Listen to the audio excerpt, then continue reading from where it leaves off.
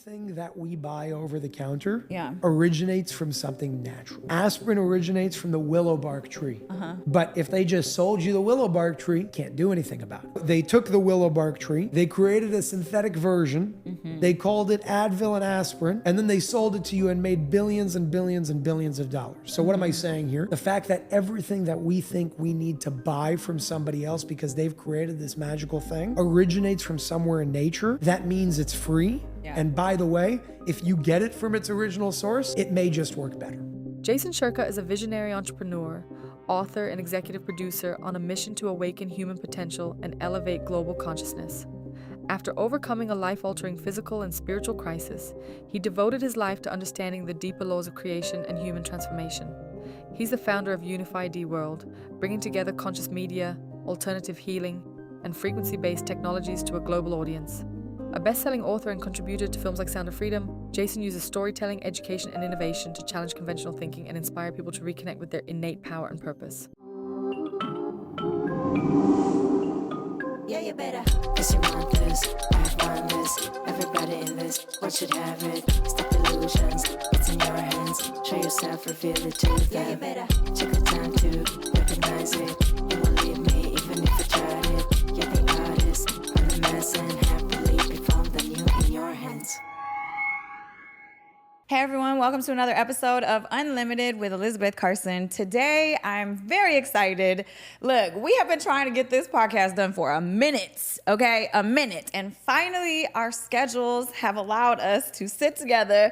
Jason Shurka, welcome back on Unlimited. Thank you. I'm happy that we're doing this in person finally. I Usually know. we do it virtually. So this is definitely the right, elevation to the next step. Absolutely, Jason. And you know what? I had you on Unlimited probably, last year sometime. And I learned a lot from you on this episode. And specifically, I was so surprised because before you, I think I heard it in like passing a couple times, but that urine is good for you. And after our episode, after you talked about it, I was like, let me look into this. And so I went deep into a rabbit hole and discovered that everything that you said was true, Jason. Can you talk a little bit about how pee is good for you? Yeah. So I'll start with a crazy statement because this is what it is, and then we'll work back. Okay. Urine is a vaccine. That's essentially what it is. That's what it's based on. Now people look and say, what are you talking about? And if you look at the history, you'll understand what I mean by that. So number one, what is a vaccine? A vaccine, medically speaking, is intended to take something called an antigen. So an antigen, when you're sick, the antigen is the thing that's making you sick. I'm just speaking in simple terms. They take the antigen in a lab, they heat it up and basically weaken it, and then they re-inject you with that antigen with the hope that you're gonna produce antibodies. That's called immunology, which is what vaccinations are actually based on. And I have no problem with that in theory. The problem comes from you're now putting in preservatives, you're putting in fetal tissue, you're putting in, aluminum and heavy metals and all these things. Yeah. You're going to start having problems.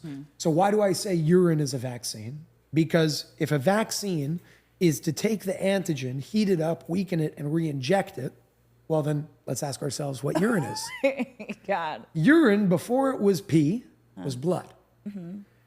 It's blood in your body that goes through your kidneys. Your kidneys are a filtration system. So when you hear the word filter, some people say, well, wait a second. If it's filtering it, that means it's filtering bad things. But that's not what's going on. So here's the mechanism.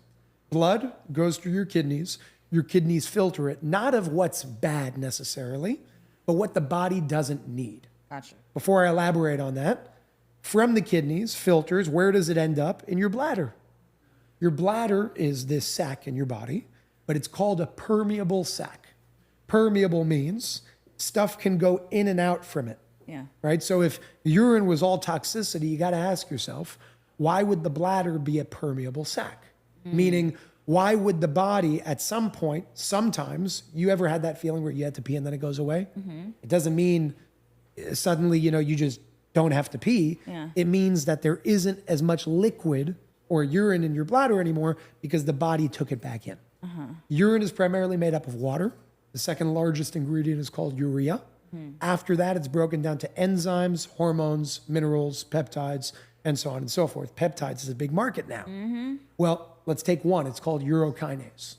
Urokinase is literally in your urine, and it's something that is used for heart attack patients. It's something that's used as a blood thinner. So what do? They take urine. When I say they, we're talking about the pharmaceutical industry through porta potty companies, one of them being Porta-Johns. And they literally extract the enzymes, the peptides, the hormones. They take that because it's free, because we think it's bad, so we just let it go for free. They put it back into a drug, and that's the only natural part of the drug that works. The rest of the drug is a synthetic version to be able to patent it, because you can't patent something that occurs naturally in nature.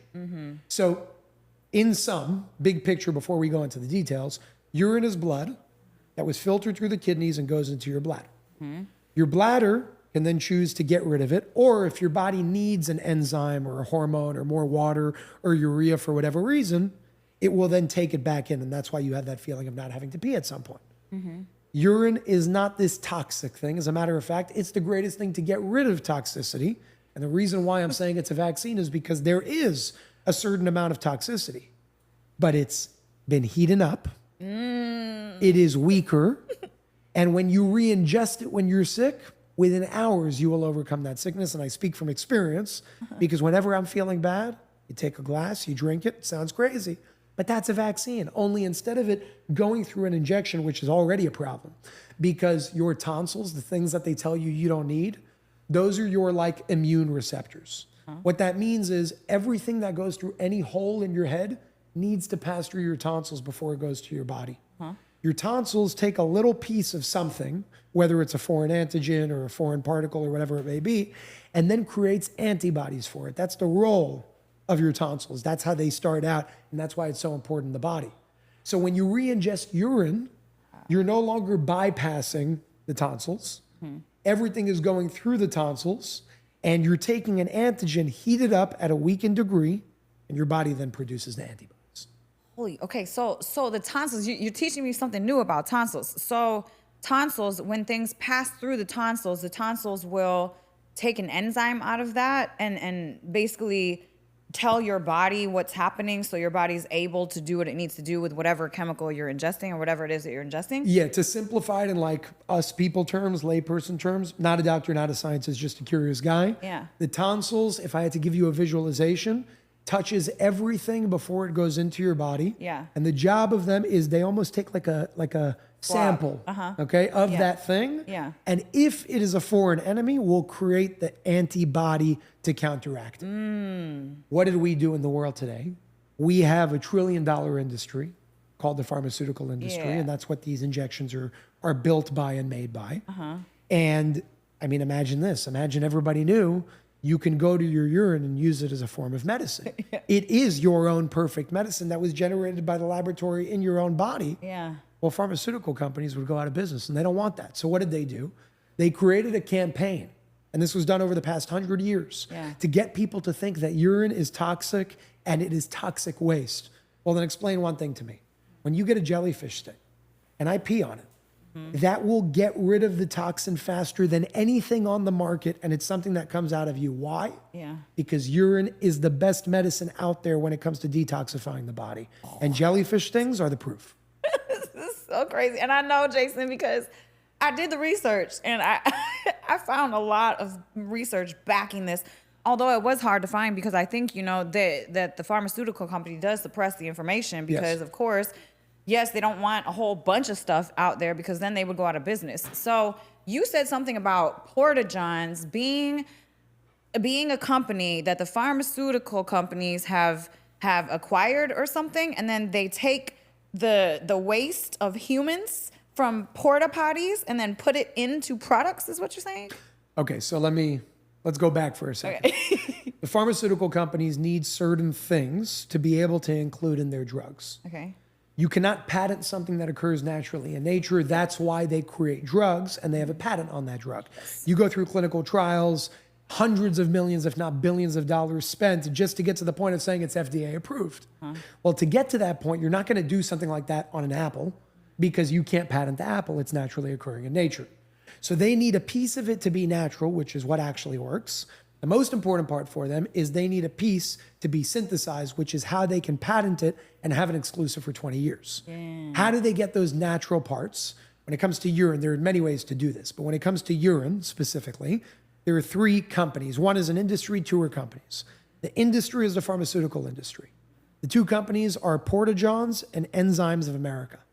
If you do research like you did, and I encourage everybody to do this research, you will see that Porta-Johns and Enzymes of America have a very mutual, synergistic relationship. Enzymes of America is a company that collects enzymes. What better way to do that than from urine?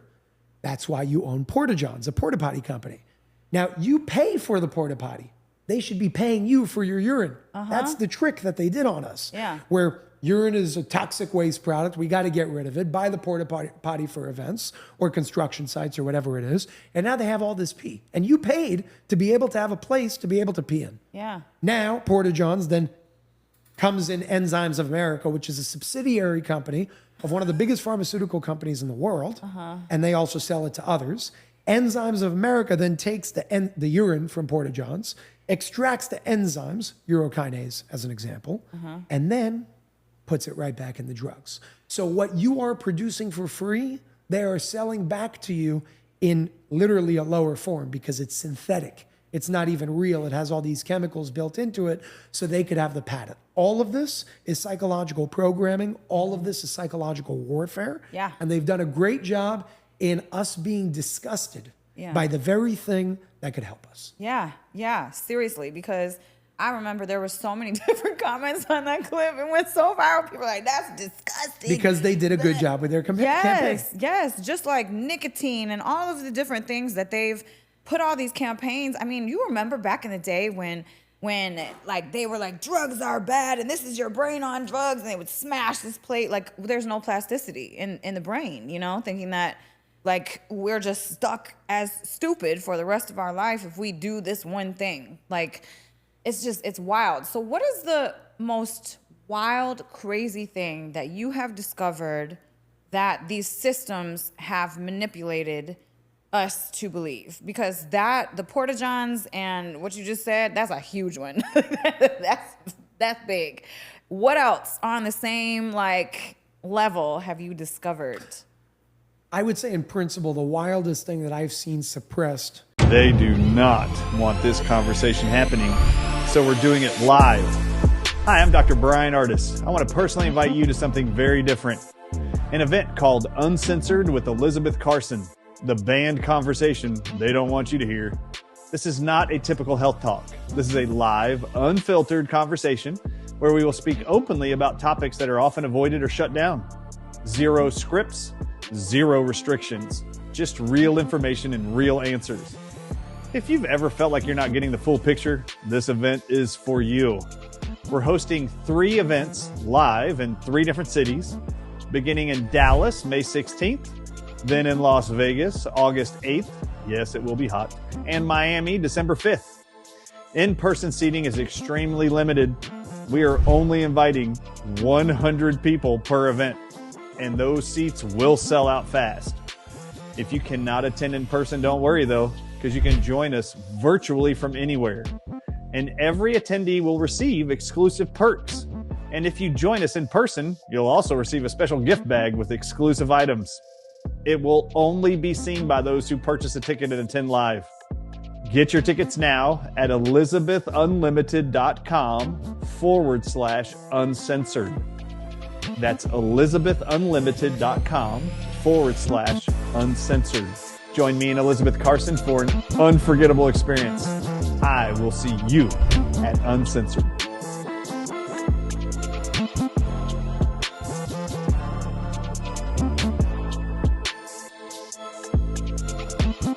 Is actually a foundational principle that we miss.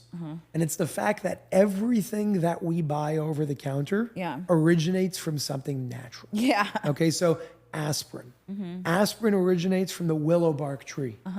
But if they just sold you the willow bark tree, they can't do anything about it. Yep. So they took the willow bark tree, They created a synthetic version. They called it Advil and aspirin. Yes. And then they sold it to you and made billions and billions and billions of dollars. So what am I saying here? The fact that everything that we think we need to buy from somebody else because they've created this magical thing originates from somewhere in nature. Yeah. That means it's free. Yeah. And by the way, if you get it from its original source, it may just work better. Yeah, I say that a lot, Jason. I mean, things that are like herbs and plants are usually one molecule away from something they sell you just so they can make money off of it. Ridiculous. Yep. Do you think that this is going to turn with all of this, information coming out about these higher ups and these celebrities and politicians about, the Epstein list? Do you think that this stuff is going to start changing, that pharma is going to start getting exposed and people are going to start like... I don't think it matters if pharma is exposed. I think pharma's been exposed. That's true. Okay? So it doesn't matter That's if true. they're going to be exposed. It matters is if we are going to do something about it. So let's look at the world right now. And this is like one of the greatest lessons and most important lessons that I like teaching. We like looking at, the powers that be and the celebrities and the politicians as the bad guys. And I'm not saying they're good. They are bad.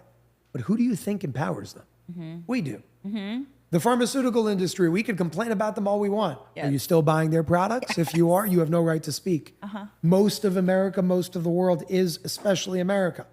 So at the end of the day, what it comes down to for me is number one, taking responsibility and accountability for our own actions. They are not the problem. We are the problem. We can blame them all we want, but if they do something and we buy into it, then who's the stupid one? We are. Yeah. And that's where we need to make a difference. So I personally think that the time that will come where we will actually make a complete change in the world is when we are sick of it. And unfortunately, that time usually comes when a lot of tragedy has occurred. Yeah. So I don't want to sit here saying, although I'm kind of am saying, but it's unfortunate that a lot of people need to get hurt and die for us to learn a lesson. But that's what we've proved to ourselves. Yeah. If we're sitting here and complaining about an industry and yet we're still buying their products, then you don't deserve for that industry not to exist. We are the reason why they exist. How do they change? We change. Yeah. They are a reflection of us. At the end of the day, they have products that we need to buy. And if we choose not to buy them and we choose to buy something else, what do you think pharmaceutical industry is going to do? Right. They're going to change the products they sell. Yeah. Yeah. That's what it comes true. down to. No, you're so right. You're so right. And a lot of people are like, well, how do I fix things and how do I change these things? Stop participating in the systems that you don't find are working for you. And you really kind of don't have to, because that's another campaign that they've run on us, right? It's just a pill away. It's like there's an app for that. There's a pill for that. That's a sick world to live in. Yeah. Or you need this pill because the whole alternative way is a bunch of nonsense. It's bullshit. Right. But is that true? Because the alternative way, what we call alternative, is actually the source that the pharmaceutical industry is based on. Yeah. It's all psychological warfare. That's all that's going on here. They have made us think that we need this pill in order to get to a certain outcome. Why do we believe that? Because who did they teach that? They didn't teach that to us. They taught that to the people we trust. Yeah. The people we trust are called doctors. Yes. But when you look at doctors, here's another rabbit hole if you want to go down one. Tell me. Doctors are not bad people, Yeah. but they are misled to a large degree. What do I mean by that? Let's go through the actual chronology of becoming a doctor and what happens and who's behind all the different facets of what that doctor goes Yeah. through. Tell me. Let's go. You're 18 years old, you're deciding to go to college, you want to go to med school. Well, before med school, you're still going to have to go through 4 years of college. Then you can go to med school, Yes. at least in America. Well, if you decide to do that, most people don't have money to go to college. So they go and get a loan. Yep. They are now 4 years after, about to start med school, 4 years in, they're 22 years old, let's say $100,000 in debt. Now they want to go to med school. What do they have to do? They have to get a loan. Yeah. Now they're in med school for about 7 years. By age 28, they become an MD, but still they're not making that much money by age 32 because they have to do their rotations and cycles and they're making like $40,000, $50,000 a year until they get to the $200,000, $300,000 level later in their life. Yeah. Well, here's what's going on. By age 28, they've become a doctor. They're also about $500,000 in debt. When they went to school and through school, who built the curriculum of the Board of Education when it comes to medical schools? And lo and behold, the same people that gave them the loan. The Rockefeller Foundation. The Rockefeller Foundation or the Rockefeller family is behind of many, many, many different banks. Yeah. They are also, through the Rockefeller Foundation, they are responsible for creating the medical curriculum. They are also responsible for the pharmaceutical industry because they own the largest shares in those companies. So let me show you the conflicts of interest. Let's say you're the doctor. Yes. You're going through school. You got a loan from the same people who gave you the curriculum of what you're going to learn, who then give you the drugs that you're going to give. Yeah. And then you receive literally this pushback, right? They literally give you money on every single time you give that injection or give that drug. Yeah. So they've created this system by enslaving you through debt, then forcing you to say this is not all of the facts, but this is what they mean. They've created their own narrative. And then here's something called the PDR. It's the Physician's Desk Reference. A new one comes out every single year. And the PDR is a very big book with very thin pages. It's like 5,000 pages. And it tells you, okay, what is the diagnosis? Here's the drug to give. So now by age 35, you're a doctor, you're making $200,000 a year, but you're also married, you also have kids, you also have insurance, you have all these expenses. God knows how much you're actually netting at the end of that year in terms of your salary after taxes, not to mention everything else that we spoke about. Right. Likely you are going to be in debt until age 50 or 55 on a good day. God. And by age 35, let's say you're smart and you're looking through all these things and you're realizing, wait a second, there are better ways to go about healing. If you speak about it, you can get your license pulled. Right. And if you get your license pulled, you're now in debt. You have no license. You got a big problem. Yes. This is the enslavement that I'm talking about. They've enslaved you through loans. They've taught you what to teach and told you what to teach. And then they incentivize you to push the drug. Wow. So not only do you have to be smart enough to understand that there's something wrong with this whole picture, but you have to be strong enough to say no to their incentives, which is all the money that they're going to give you by pushing those drugs. And if you pass all of those benchmarks, which are or obstacles, which are really hard ones to pass, only then will you get to a point of saying, I'm a doctor. I'm not making money now, but maybe I'll start my own practice. And here is the truth. And then you'll have to deal with them potentially killing you. So are you going to do that? Probably not. It's crazy. You know what?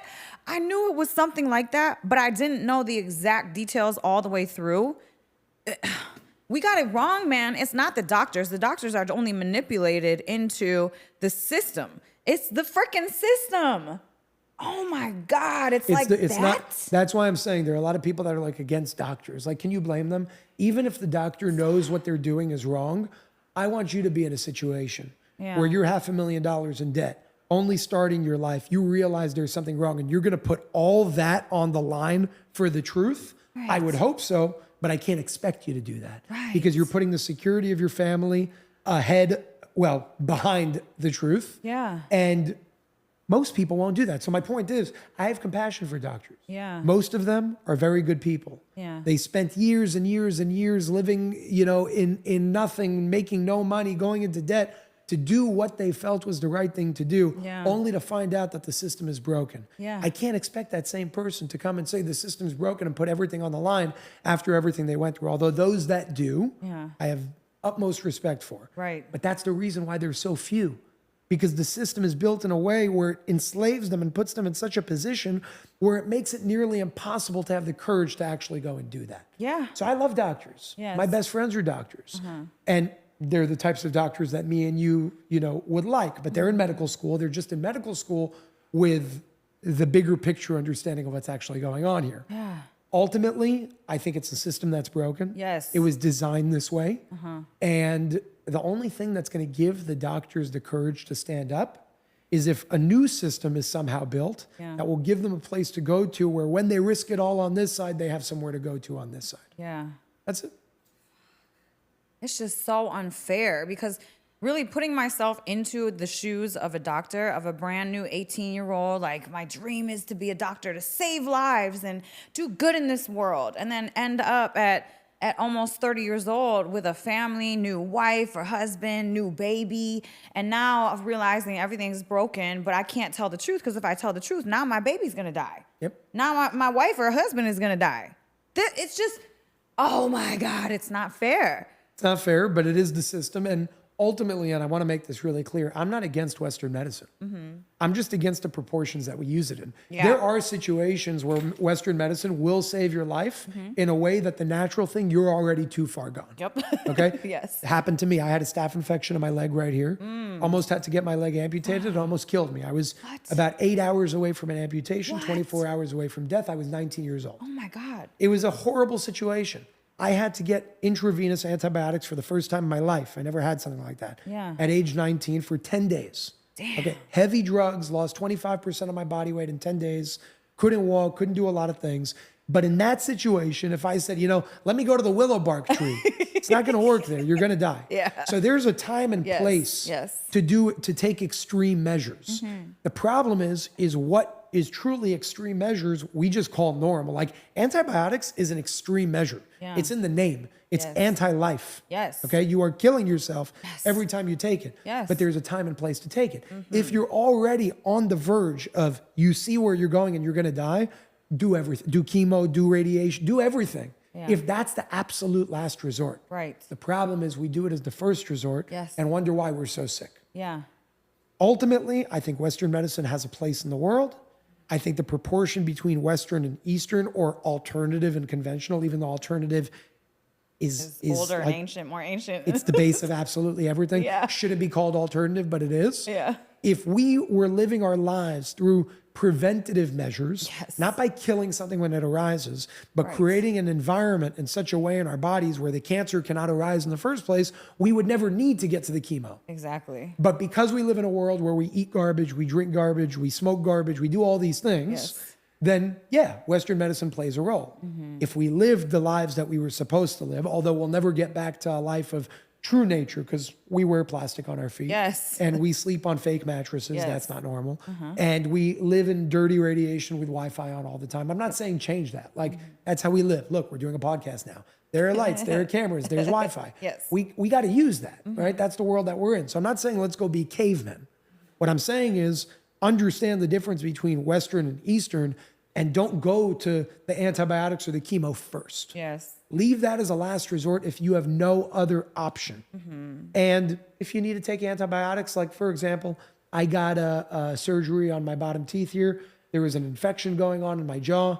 The doctor said, take antibiotics just in case. I will take antibiotics in that situation because God forbid, if that spreads and hits my brain, the risk is I die. Yes. So there are times and places to do it, but Yes. we are completely out of whack. We're out of proportion. Yeah. And we will not need to rely as much on the Western if we do the preventative measures first instead of the alleviating measures second. Yes. Thank you so much for that, because you're so right. I mean, if I get stabbed, I'm going to the hospital. And you need them. To get sewn back up. I'm not going to go to the willow bark tree to see if they can fix the stab wound. So no, you're so right. It is very, very off balance. I just tell people, Jason, to know your body more than anyone else knows your body. Yeah. Know what works for you and know when it's time to do whatever, take whatever measures it is.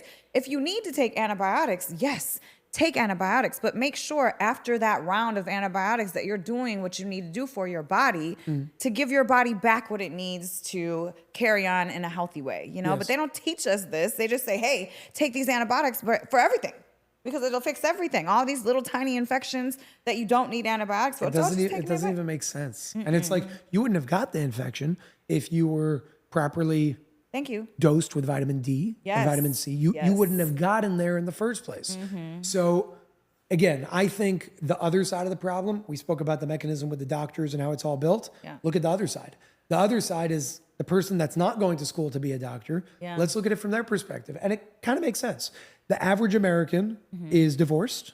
The average American has kids. Yeah. The average American has multiple jobs. So you're telling me that the average American is going to go and research? No. They're going to go to their doctor and they're going to listen to what their doctor says. Yeah. And you can't blame them for it because the doctor went to school for it, went into debt for it, makes money for it, and is so-called the expert.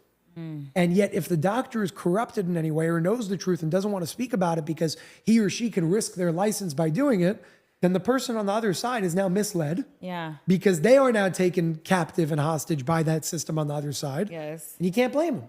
Because the average person in this country and generally around the world, but definitely in this country, multiple jobs, just needs to put food on the table, doesn't have time to look into all this stuff. I was going to say nonsense. It's not nonsense, but doesn't have time to look at all of this stuff. Yeah. So they go to the expert. And if the expert was taught wrong or is misleading them, whether they're a good person or a bad person, we're the ones that need to pay the price. Yeah. Ugh, it's just all completely broken. You know, there's a place down the street from here, actually, that I worked closely with, and they have a hardtop hyperbaric oxygen chamber there. And they were telling me that this woman was coming in, and she had stage 4 cancer and a tumor. And all of a sudden, after all these weeks of using the hyperbaric oxygen, she doesn't have stage 4 cancer anymore. So what's up with that? Well, I'll tell you exactly how it works. When it comes to measuring your own health, there are 3 things that you can look at and 3 fundamental principles that you can work on if you want to truly live a healthy life as opposed to a life filled with disease and ailments. Yes. The first one is cellular millivoltage. I'll explain that in a second. The second one is pH, the hydrogen potential in your body.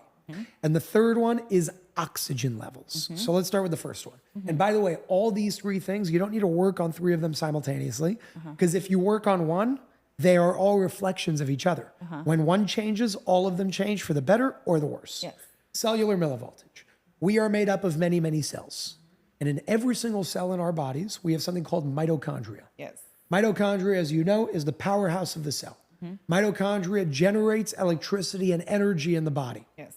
Just a little fun fact. Do you have any idea how many voltage or how much voltage you have in your body if you were to combine every single cell, how much volts you have running through your body at any given time? Oh my God, it's probably just in the almost trillions, probably. I mean, 2 trillion. yeah. 2 trillion volts Yeah. of electricity when you combine all the voltage in every one of your cells. Yeah. That's enough. That's like a nuclear bomb. Yeah, it Okay, is. you're a walking nuclear bomb. And we have the audacity to say, oh, poor little old me. I can't know. get through this. You're a nuke. I know. Of course you can get through it. Yeah. You have everything going for you, the amount of power you have in your body. But anyways, your cells work on voltage. Yes. And very simplistically speaking, without going into science and data and numbers, we'll just keep it simple. When you have low cellular voltage, you get sick. When you have high cellular voltage, you are healthy. Yes. So the goal is, how do I increase my cellular millivoltage to increase the energy and electricity in my body to experience ease as opposed to dis-ease? Yes. Right? So that's Yes. one. The second one is pH, the hydrogen potential in your body and your blood. Average is about 7.2 to 7.4. We use 7 as like a neutral way. When you go below 7, you are acidic. When you go above 7, you are alkaline. It is not good to be alkaline because you will die, just like it is not good to be acidic because you will die. Yes. The reason why alkaline foods and alkaline water is so popular is because generally, most people are acidic. And when you want to rebalance the acidity in the body, you use the other side of the spectrum, not because you want to get there, because you want to rebalance to your optimal pH between 7.2 and 7.4. Any cancer patient that you measure their pH on, guaranteed, I've tried this myself on many of them. Unfortunately, I've known many of them because of my line of work. Every single one of them will have an acidic pH in their body. And when you shift the acidity to be more neutral or optimal, that is creating an environment where cancer cannot exist. But because we don't go based on that truth, doctors say, let's just radiate it. Let's just do chemo. Well, what do you think happens when you radiate the body and do chemotherapy? You make it more acidic. Yeah. The cancer might have disappeared, but now you have 10 other problems. Right. Right? The third one is oxygen. This goes back to hyperbaric. There's a doctor, no longer alive, about 100 and something years ago, won the Nobel Prize for proving the following. When you his name is Dr. Otto Warburg, O-T-T-O Warburg. When you deprive a single cell of 35% of its oxygen for 48 hours, that cell becomes cancerous.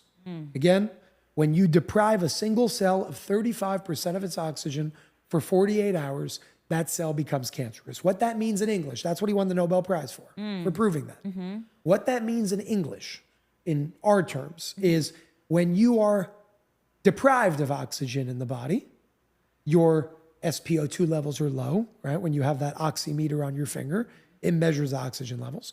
When you have oxygen deficiency, that's an environment for cancer to thrive. When you have oxygen sufficiency or a surplus, that's an environment for pure health. Yeah. Cancer cannot live there. So high oxygen means optimal pH Yeah. and charged cells. Optimal pH means high oxygen and charged cells. And charged cells means optimal pH and oxygen surplus. So the woman you were talking about went into a hyperbaric chamber. Yeah. That is a lot of oxygen in a short period of time. Now, by the way, too much oxygen can also kill you because then you have something called ozone, O3 instead of O2. You have oxygen, then you have O2, and you have O3. Well, O3, if you have too much of it, will do the same thing that antibiotics does. It will kill you. So there's a balance everywhere. But the reason why the oxygen therapy and the hyperbaric chamber works so well is because it is shifting the environment that the body is operating on. Instead of attacking the cancer, it's taking a different approach. It's saying, let's create an environment where the cancer will want to run away from. Yeah. And that's why she overcame that stage 4 cancer. It's not going to happen all the time. Everybody's different. Everybody's dynamic. But for the most part, I can guarantee you that with that hyperbaric chamber, she's no longer acidic in her pH, and she has a higher charge in her cells. Yeah. So we make healing so complex. Yes. And I think that's by design because the pharmaceutical industry wants you to think that you need them. And the fact is, bullshit. Yeah. You don't need them. Right. You need your own knowledge. Yes. You can rely on them if you have no other choice. But health is much simpler than we've been taught. Yeah. Have enough oxygen, have an optimal pH, and charge your cells. You cannot get sick. Yeah. And that's how it all boils down. That's so true because I mean, other than the chemical warfare that they released all over the planet, I mean, I haven't been sick in the last 20 years. I mean, literally, like nothing can really penetrate that because I really feel like once you get to a frequency of vibration and you start vibrating at a high vibe, that nothing can penetrate. Like the disease, the little bacterial cells, they can't even like get into your aura because your frequency is so high. I think like along the same lines, getting a little esoteric, you know what I'm saying? But Well, I mean, call it esoteric. I think it's science. It If you though. boil it down, Yes. everything works on frequencies. yes. Everything boils down to energy, frequency, and vibration. Yep. Your emotions are a frequency, and that's why a depressed person will get sicker more. True. Because it's a frequency that allows for more imbalance. Because Yes. depression, literally by what it is, Yes. if you were to take an EKG and connect it to your brain while you were happy, and then did the same thing while you were sad and all depressed, Yes. you would see the same thing expressed differently. The same thing is called energy. The expressed differently is the happy would be a beautiful wave that's coherent. Yes. And the depression would be all over the place. Yep. Well, energetically, when you're all over the place like that, it's much easier for you to get sick because that's called an imbalance. Yes. So I think the benefit that I have is that I'm not a doctor and a scientist.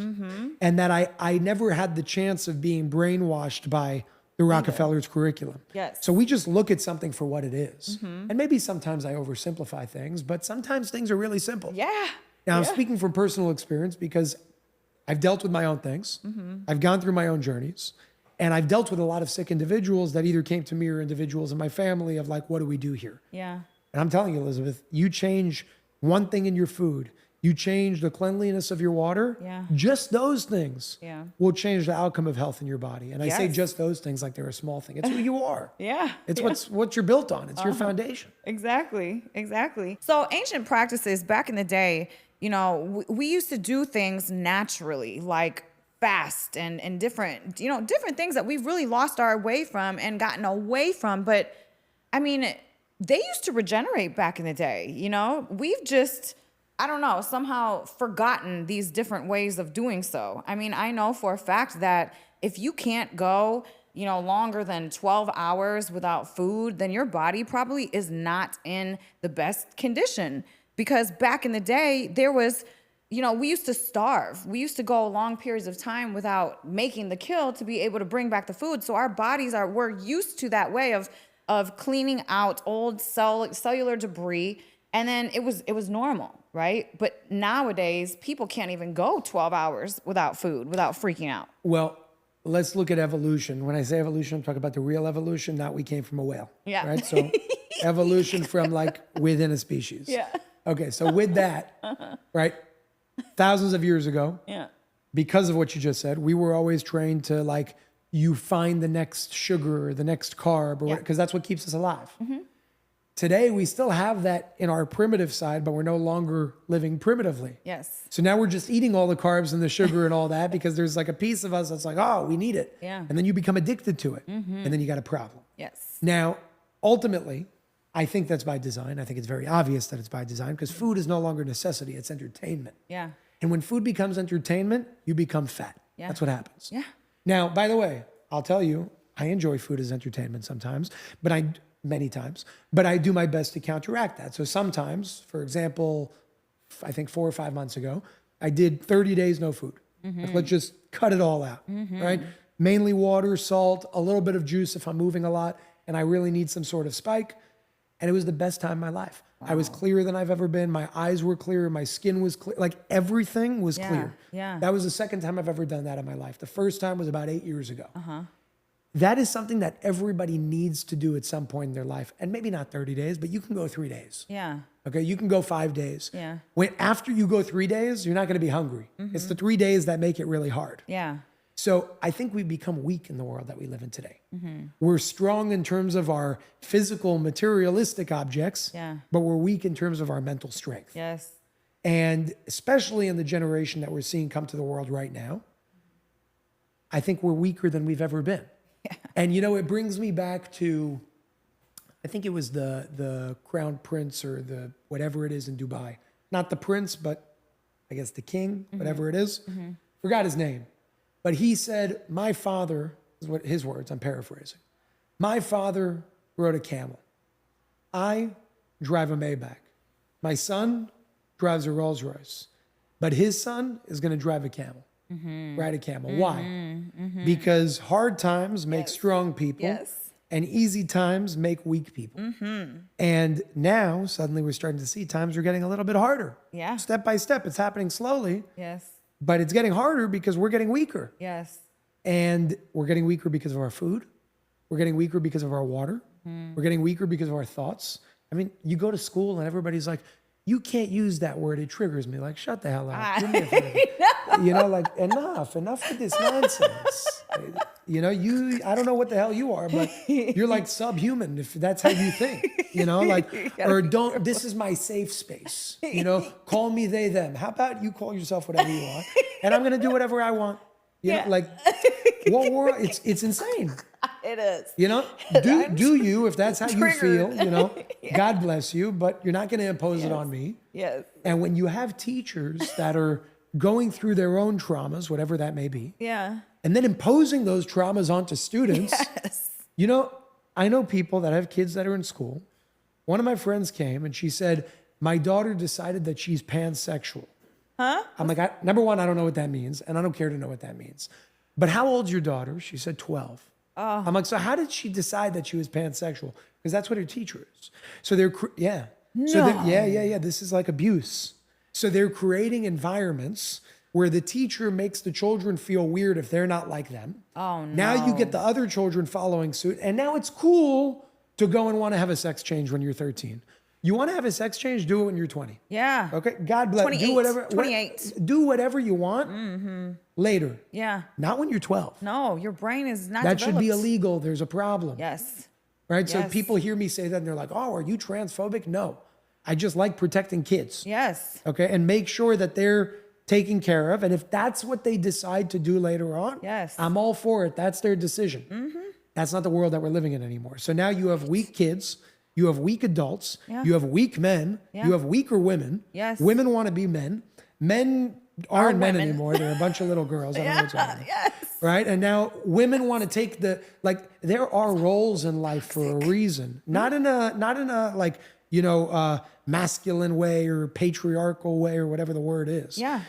A man has an energy and a woman has a woman has an Yes. energy. And that's why when a man and a woman have sex, one enters the other. Yeah. Because the energy of a woman, feminine, when you have two plugs, you say, is it the male plug or the female plug? Right. Doesn't make a woman, as a matter of fact, I think the women are higher spiritually. The woman energy, the feminine energy is a receiving energy. Yeah. It's an elevating energy. Yes. The masculine energy is a providing energy. It's a security energy. It's a giving energy. Yes. And when you start messing that up, you're going to have a lot of problems in the world. Yep. So now men say, I'm my own independent woman. Be independent. Do what you want, but you're not a man. Yeah. And the man's not a woman. Right. And we have to honor the energy on each side to work in union with the masculine and the feminine. Yes. Because when you do that, instead of trying to be a man or trying to be a woman, Right. you have this union. And by the way, my parents were a perfect example. The man was the man and the woman was the woman, but my mom's a strong ass woman. Yeah. But she let my father be the man. Right. Yes. You understand? Yes. And really, if you want to know the truth, she was leading. That's the trick that most women don't get. Yes. A smart woman shouldn't lead in the forefront. No. She leads from behind. Yes. She's the puppet master of the man. And I'm the man, and I'm saying it. A smart woman knows how to get the man to do what she wants, what needs to be done, not Right. from a place of negative manipulation, but because the woman is the stronger force. She becomes the weaker force when she tries to prove that she's the stronger force. You Yes. understand what I'm saying? Yes. So I don't know how we got onto that, but we're living in a weak world today, Seriously. and we got to change it. Yes. But on the flip side, it's much easier to succeed in this world because everybody's beta. Yeah. It's not hard to be alpha anymore because nobody's alpha. I know. You don't have that many. It would have been much harder to be alpha like 100 years ago when everybody's like in war and like, Yeah. going crazy.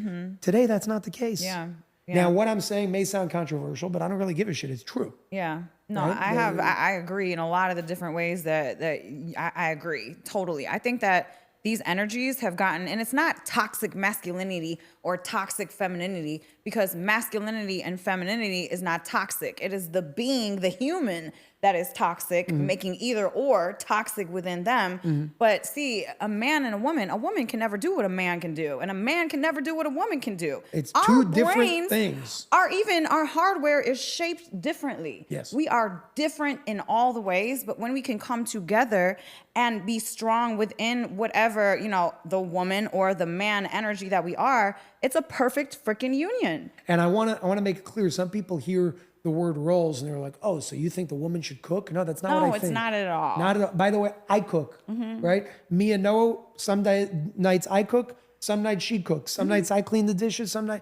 That's not what I'm talking about. No. That's all fluff and bullshit. That's not what I'm Yeah, talking about. yeah. I'm saying the energy and the dynamic between them. Yes. The energy between them Yes. is there's a nurturing feeling that Noah gives me Yes. as my fiance, wife, whatever you want to call her. That is a woman's energy. Yes. Okay. And when I feel I'm overworked and I went through too much, I lay in bed and she holds me Yes. like a woman nurturing energy. That's what I'm talking about. Yes. And she lets me be the man too.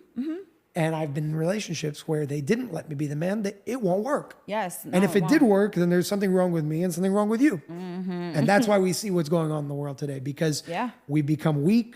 We're afraid of hurting feelings. Yes. I have no problem hurting feelings if it's true. I do my best not to hurt your feelings, but like, come on, Yeah.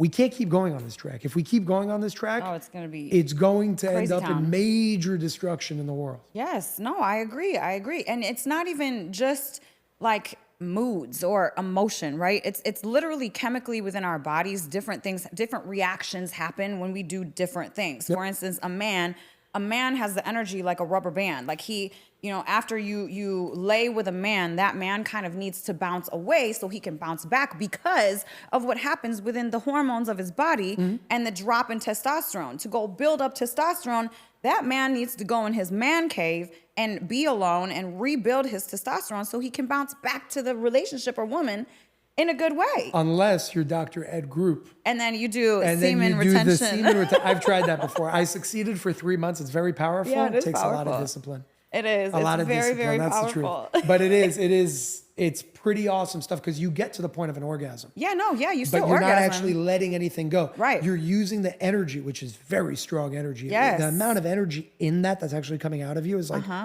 Life force. It's the potential of hundreds of millions of lives. Life force. It's yes. life force. So when you take that energy through those techniques, which I've learned to an extent, part of the reason why we're going to Tibet to understand these things even more, what he's doing, which he probably spoke to you about this, is Yes. bringing it back up and Circulating using it the energy back. to cultivate that, to Yeah. like use it as seeds within the body instead of Yes, seeds it's that fly healing. out of the Yes. body. And I could say, I was young when I tried it. I was think 22, 21, 22. I was reading this book called Cultivating Male Sexual Energy by Montauk Chia, the same teacher that Ed Group went to learn with in Thailand. I love him. And yes. it's very real. It's very powerful. Yeah. I never had more energy, Yeah. but it takes discipline. It Because you does. got to be like, I'm not going to do that. It's like instant gratification versus the other side. Yeah, And the other side is yeah. more powerful. But Yeah. Well, that's so important that you say that because a lot of guys, you know, they'll get triggered like, oh, well, that's not being a man. Actually, you're losing more man energy when you have your ejaculation. It's not that you don't get to orgasm. You can still orgasm. And it's you can actually still, better. Yes. The I'm orgasms telling are you, longer and stronger. It took me a while to get to that point. Yes. But within those 3 months, I experienced that once. Yes. It's better than the other way. Yes. But I mean, back to men, right? Men think, maybe not everybody, but a lot of them think, well, I'm a man, I got to be macho and I got to do this and I got to be aggressive. No, you don't. No, you don't. You actually, I personally think the best proportion, because we all have masculine and feminine in us. Yes. You have masculine, feminine, I have masculine, Yes. feminine. But because I'm a man, Yep. then I think it needs to be like 60-40 on my Yes, side. yes, I and agree. you need to be 60-40 to the other side. Right. And then you have this balance. Yes. Yes. Right? But a man should not just be masculine, then you're going to have a Yes. big problem too. So we need to have those feminine sides, meaning like when I'm in business negotiations or business talks, how can I put myself, instead of coming like a bull, Yes. how can I put myself in the other person's shoes? Yes. How can I make them feel comfortable? How can I understand where they're coming from? How can I speak from that perspective and then have a conversation where I may not get 100% what I want, but no good deal ends that way. Yeah. A good deal is when both people walk 80% happy. Yes. Right? Everybody Yes. compromised a little bit. Yes. And the man won't let that happen. Right. The man is going to bull and create a war. That's not necessary. Right. What's necessary is then tapping into the feminine Yeah. and kind of balancing between both. Yes, yes. Well, let me just ask you about this since we're in this subject. So in my eyes, right, over the past, I don't know, a couple hundred years, this planet has been ran by boys. Yes. And I'm not saying man, because a man in a divine masculine energetic being as a man, they wouldn't do what these boys have been doing around the planet. And I think it's because, and I might get some flack for this, but women, right? Our voices, our energy, our creativeness, everything has been suppressed. I mean, even in medical, we're crazy because we're emotional instead of honored for having our emotions, right? Which is really our superpower. So because our voices have been suppressed, the boys have risen, women are scared to really stand up and be the power behind the man, not behind the man, but you know what I'm saying? Like as the force behind like what is being built. So it's like our enablement of boy energy has taken the planet, and now you see this wars and famine and just fighting all over, right? Yeah. I think that it's the energy of women that we need to find our voices, find our power, find our creativity, not in a feministic way of like, it's our turn. No, softly, like rise in our softness and our connection with the divine and the spirit. And, in that beautiful, energetic way to then put our foot down and not mother these toxic little boys into these narcissistic, egotistical, crazy, psychopathic rulers. You know what I'm saying? I think that women run the world, Yeah. even now. And I'll tell you what I mean by that. Women, from where I come from, spiritually are stronger than men. Yes. They have more power. They have more strength. Yes. And in the world that we're living in now, let's go back for a second before I go down that rabbit hole or down that path. A lot of women say, well, men failed and they're doing all this. Women need to take over. No, that will lead to the same problem because there's still going to be an imbalance. And it's not this extreme, which we're at one right now, or this extreme. There needs to be a balance between both. Yeah. Now, with that, when I say I believe that women are spiritually stronger and stronger than men and actually more elevated, look, I come from a Jewish background. In Judaism, and I'm not religious, but I'll give you a few things to kind of base this off of, which I think is beautiful. When men pray, you need 10 men to create something called a minyan. A minyan is a group of 10 men to pray. When women pray, you only need one.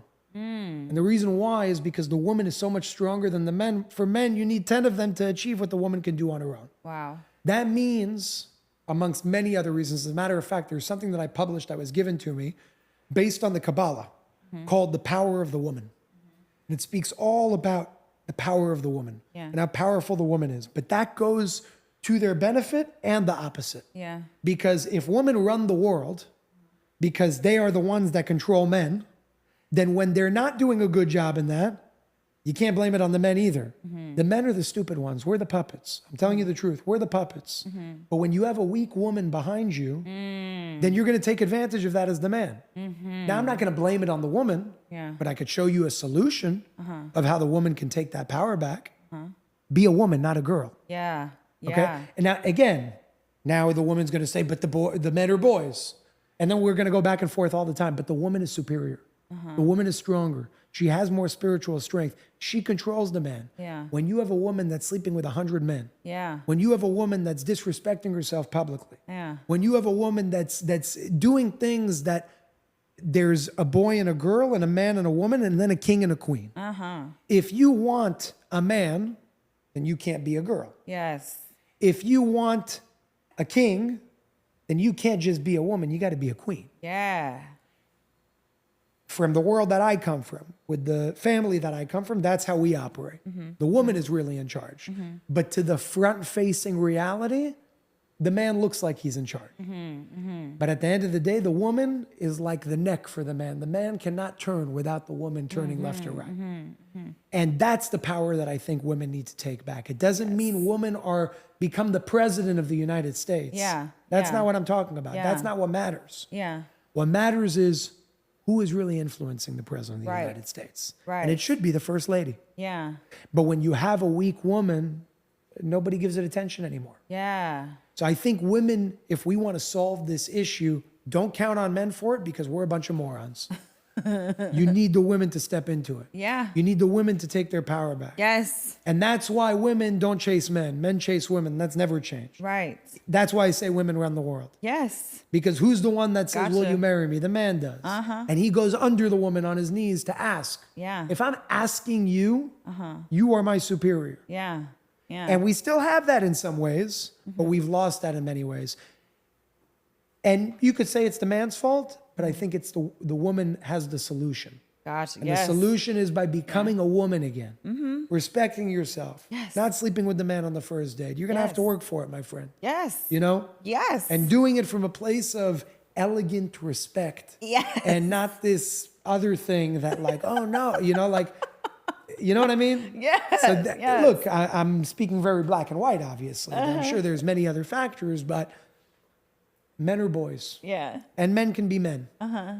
But for a true man Yeah. to really become an empowered man, he needs a woman, not a girl, and he needs a queen, not just a woman. Yes. And I think that's in the power of the women. Yeah, you know what? You're right. You're saying the exact same thing in different ways that I said. I feel the same way, the exact same way. Stand up into our women power, you know, because then we can really not take back control, but help to facilitate a more peaceful dynamic on the planet. Because we are the nurturers. We are the man is the head of the family, but we're like the head, like the spiritual head of the family. Like we control the family dynamic. Look, when you're married and you have a good relationship, let's say with your husband, and your husband wants to go to war on something, he's going to talk to you about it. And if he doesn't, then you failed in your dynamic as the woman to him. Right. The woman has at least in my experience in life, before I'm going to go and do something drastic one way or another, I'm going to talk to Noah and I'm going to talk to my mom. Yep. Yep. And I'm going to speak to them and say, what do you guys think? And I go to women specifically for that. I'm not going to go to men for that. I will go, but I'm not going to take them the man as the last word. Because I know the man is probably more oriented like me.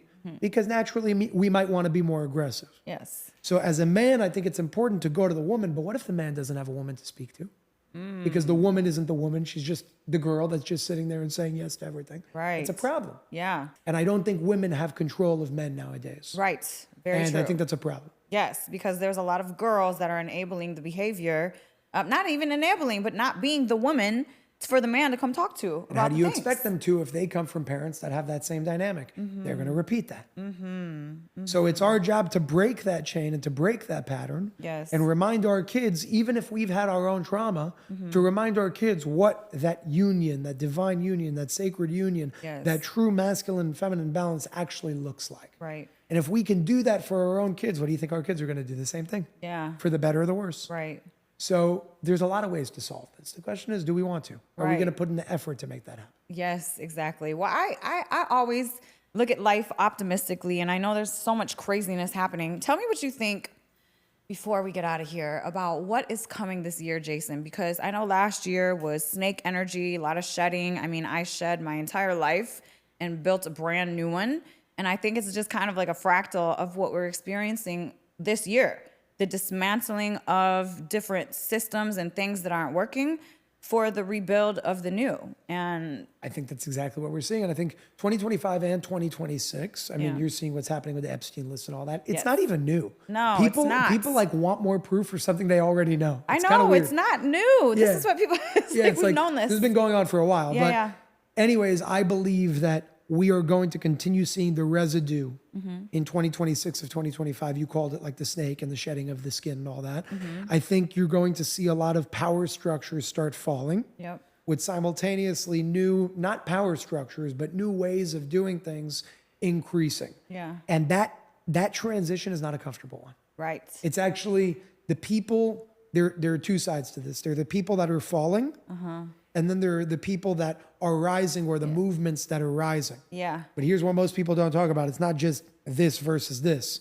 The people that are rising have to deal with the backlash of the people that are falling. Yeah. Okay. So the people that are rising, I believe, whether they were chosen for a specific person or whatever it is, what I'll leave everybody off with is, if you are one of those individuals that feel that you are now dealing with the backlash from the individual or company or entity or power structure that's falling, Yeah. well, you are in the position that you're in because you could deal with it, because you can handle it. No matter how hard it gets, and my life's gotten hard over the past year and a half, sometimes I always remind myself, and I'll remind everybody here, you were put in that position because you are the one that could handle it. Now the question is, are you going to do what it takes to handle it? And if you choose not to, you will take an opportunity and let it pass, and you're going to be miserable in the process. Or you can take that opportunity that's already coming your way, because you're going to have to go through it, Yeah. and you can win. Yeah.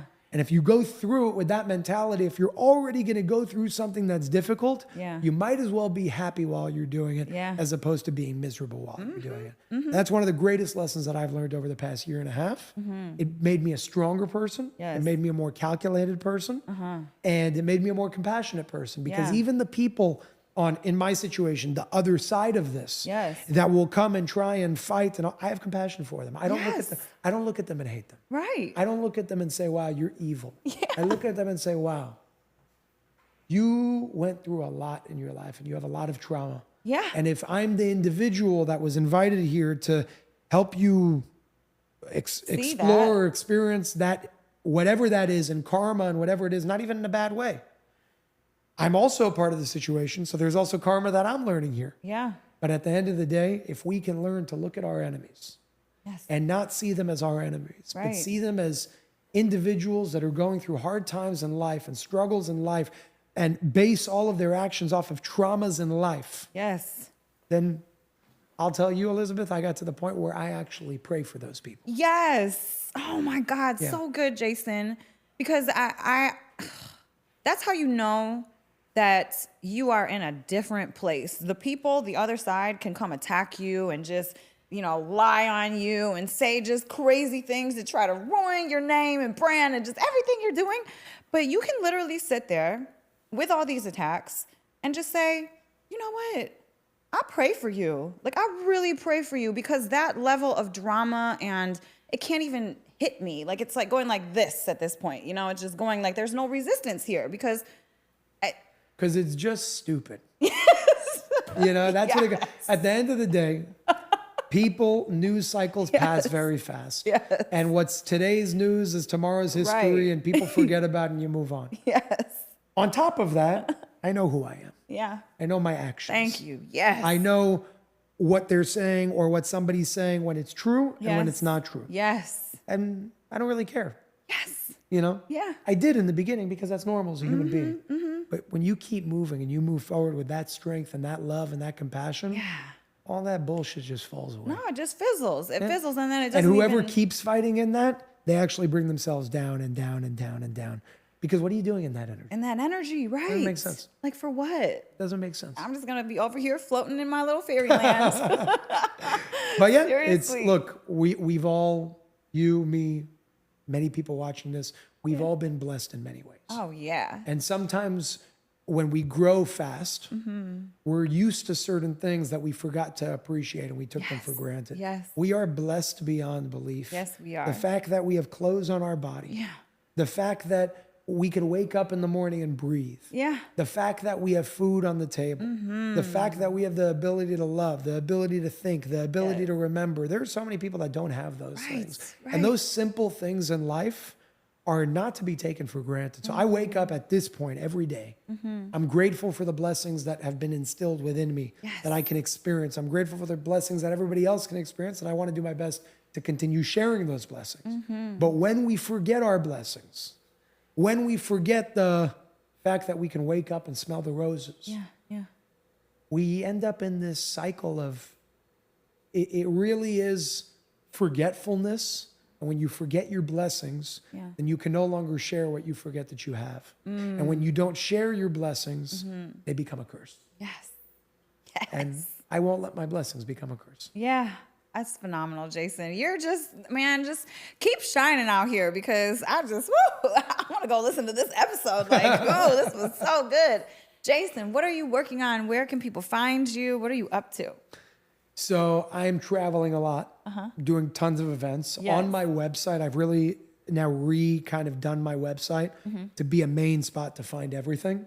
So instead of giving a bunch of links, I would just give my website, jasonshurka.com, super simple, super easy. And everything that I'm working on is there. All my events, all my tours. I'm actually going to South America next month to do a month-long tour in Central and South America, Mexico, Costa Rica, Guatemala, Peru, and Brazil. Wow. And then we're going to be going to Europe. Then we're going to be going to Africa. So a lot of cool things going on with events. Nice. A lot of projects that I like supporting, things like the light system technology. Yes. Unified Healing is where you can find centers all around the world. So all of those websites, all of my socials are on my website. Awesome. And that's just the simplest way to find it. So that's jasonshurka.com. Awesome, Jason. Well, it was such a pleasure to have you back. And your mind is so unique, Jason, and you can see what so many people can't. So thank you so much for sharing your wisdom and knowledge with the world and on my show. And yeah, we'll definitely have a part 3. Awesome. Let me get you back. All right. Looking forward to it. Thank you so much. Yes. All right, guys. That was another episode of Unlimited with Elisabeth Carson and Jason Shurka. This podcast is for informational and entertainment purposes only. The views expressed are those of the hosts and guests and don't necessarily reflect those of the producers or affiliates. We do not guarantee the accuracy of the content. Please verify information and seek professional advice when needed. By listening, you agree not to hold us liable for any actions taken based on this content. Thank you for joining us on this journey. We hope you enjoy the episodes ahead. Love unlimited, feel unlimited. Before we wrap, if you're done living in loop mode, the addictions, the emotional swings, the stuck seasons, start with a tool that actually shifts your state. Go to unlimitedmeditationpack.com and download the free pack I created. It's 5 targeted meditations with theta entrainment frequencies that drop you into the zone where real subconscious reprogramming happens. These sessions calm your system, clear the old patterns, and open you up to better health, better connections, more clarity, and a life that finally moves. Start there. unlimitedmeditationpack.com.